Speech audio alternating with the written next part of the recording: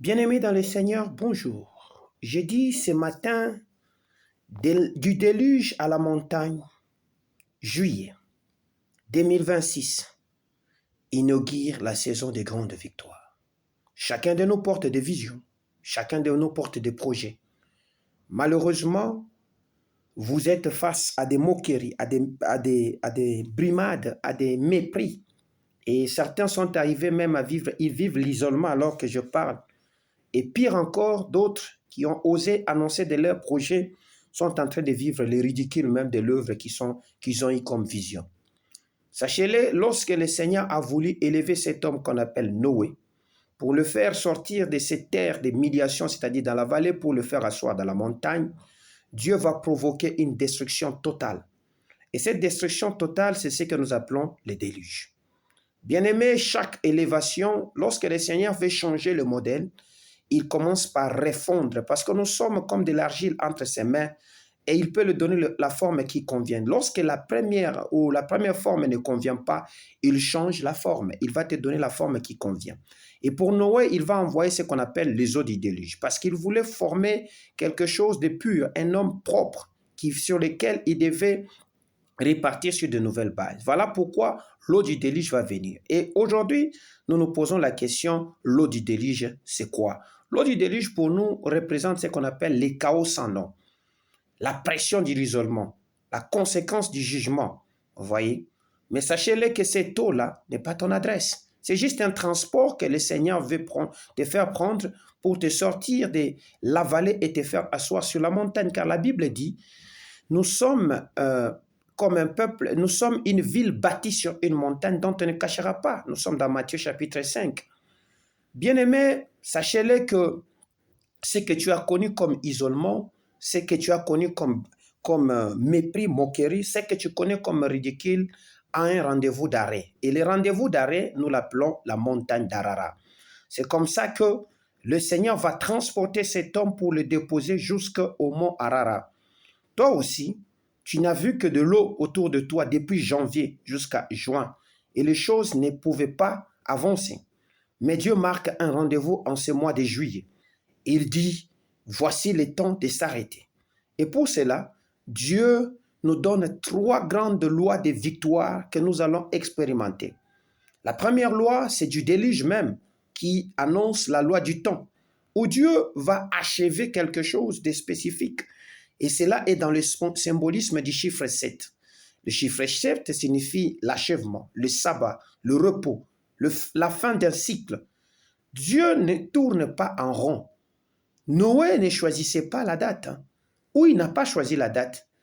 Mais c'est Dieu qui avait choisi la date. La Bible dit au 17e jour du 7e mois, l'arche s'arrêta. Et cela avait fait 150 jours d'eau. L'eau avait été là en train de les basculer gauche-droite. Il pouvait même les faire cogner sur une montagne, mais cela n'est pas arrivé. Bien-aimé, l'eau représente la pression qui teste ton obéissance. Depuis janvier, tu as connu des secousses de la vie, tu as connu des mépris, tu as connu des gens qui sont venus autour de toi pour t'arrêter. Mais tu as obéi, tu es resté dans l'arche. Bien-aimé, j'ai dit, l'eau ne vient pas détruire ton arche. Elle vient juste prouver qu'elle te tient. Alors, le Seigneur voulait t'amener à comprendre une chose. Arrêtez de forcer les portes, ce qui va t'épuiser. Voilà pourquoi il t'a mis dans cette arche pour te protéger.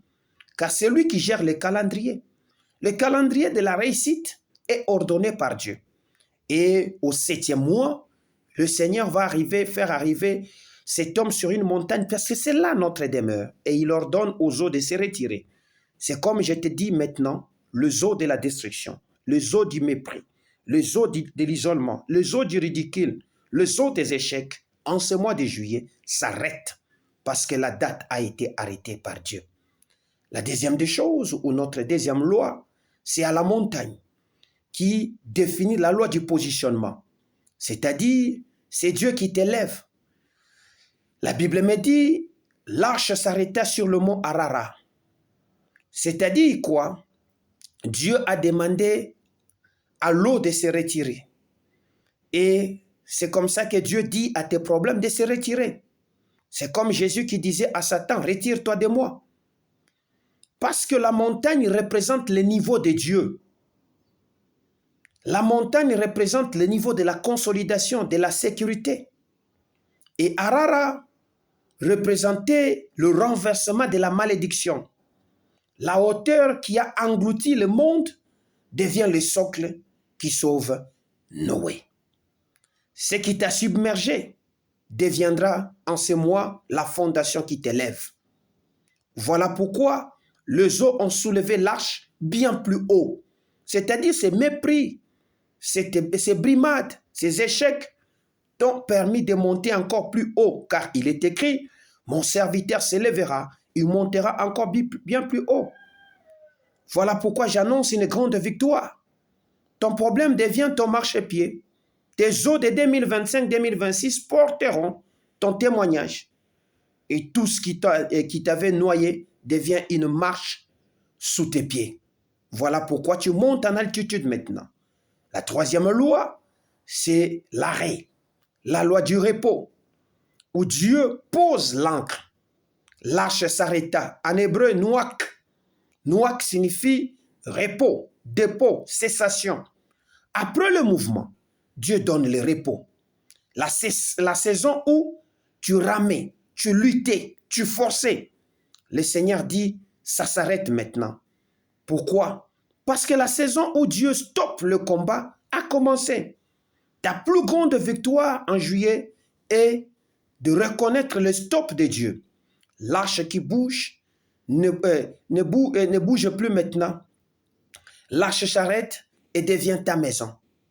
Tu cesses de lutter, tu reçois le repos de Dieu, tu atterris sur la montagne. Voilà ce que Dieu veut que tu fasses.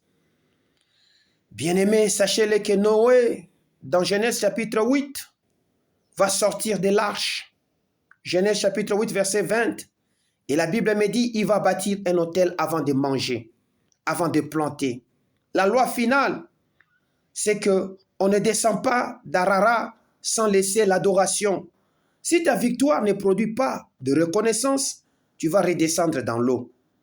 Quelle arche as-tu construit par ton obéissance durant ces 6 derniers mois? Mariage, business, ministère, caractère? Tiens-toi bon.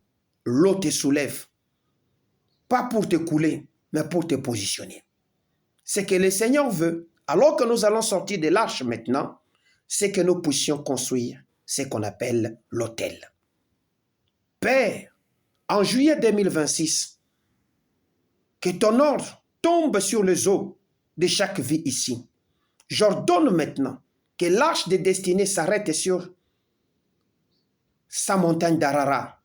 Transforme les chaos de sa vie en marche, la pression en élévation, la lutte en repos, du déluge à la montagne. Que la saison des grandes victoires commence maintenant au nom de Jésus. Ce que je te donne comme conseil, sème comme quelqu'un qui a déjà atterri. Et tu verras ce que le Seigneur va faire. Bénis-moi de juillet, bénis-moi des grandes victoires. Que cela soit ainsi dans votre vie. Nous attendons les témoignages. Amen.